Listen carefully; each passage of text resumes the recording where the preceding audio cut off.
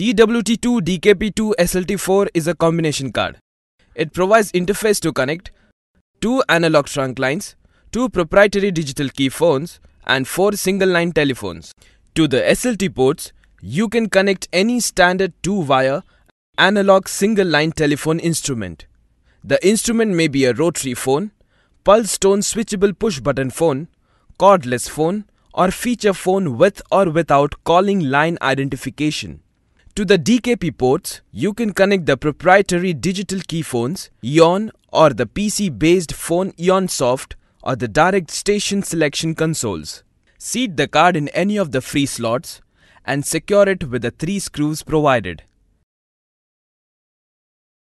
It has 3 RJ45 connectors.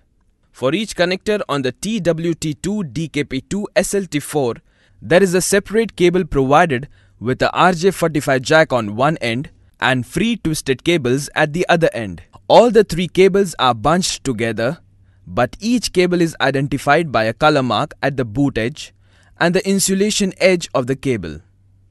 The color markings make it easy for you to identify the connector on the card into which the cable is plugged into, and the hardware ports on that connector. For example, the cable marked with blue on the boot and insulation edge is connected to the first port of the card, containing the hardware ports 1, 2, 3 and 4. I would advise you to keep the Eternity Quick Start ready because at the time of installing the cards, you need to know the cable colors and pin details. Lead the cables out of the enclosure through any of the 2 cable outlets with the help of the cable tie provided. This enables the cables to stay in position firmly. Lead the cables neatly and tangle-free to the MDF.